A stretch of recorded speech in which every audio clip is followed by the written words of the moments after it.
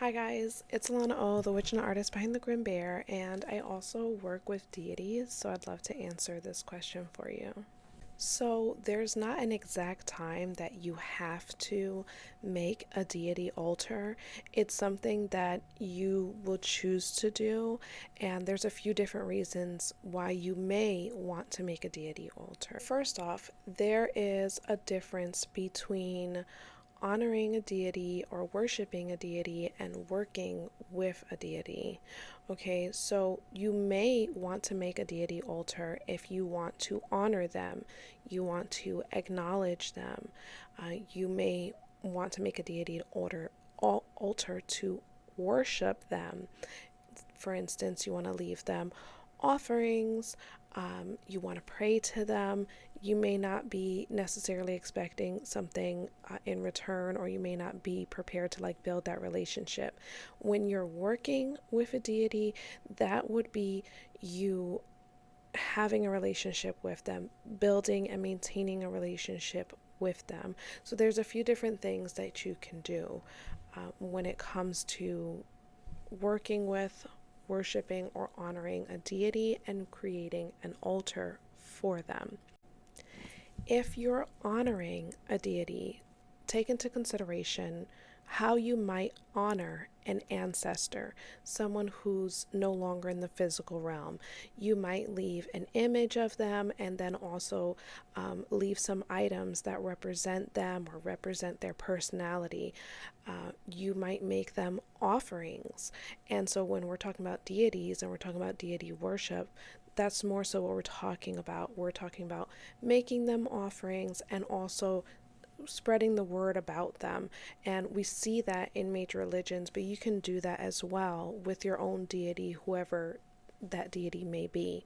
Now, if you are working with a deity and you want to make an altar, that's when you would make what we call like a working altar. So you would do things for them, put out offerings like candles, maybe you speak to them, maybe you do divination with them, whatever workings that you do with them, that would be like the place that you do it at. And ultimately, creating a deity altar is about inviting them into this sacred space that you've created for them.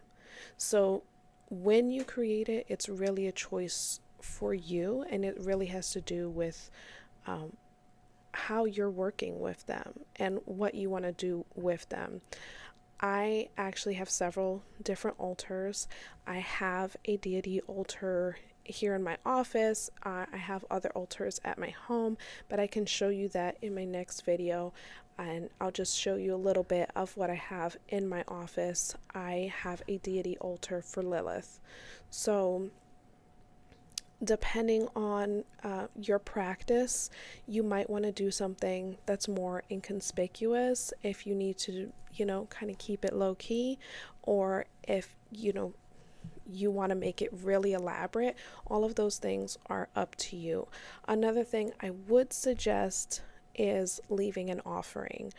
I do that in my practice. I feel like it's important, and an offering can be something as small as a glass of water, a cup of coffee, a trinket, and I can talk about that a little bit more as well in another video talking about leaving an offering. But I definitely recommend for you and for anybody else who is becoming very passionate about a deity to consider creating a deity altar for them. Consider inviting them into your sacred space, creating a sacred space for them. I definitely think if you're interested in furthering your deity work, it's a great idea. If you do have more questions, if you are interested, I do have these deity pages that I created that are available, and it just goes into a little bit more detail. There's also a tarot spread there if you want to look into working with deities further. Thanks so much. Bye, guys.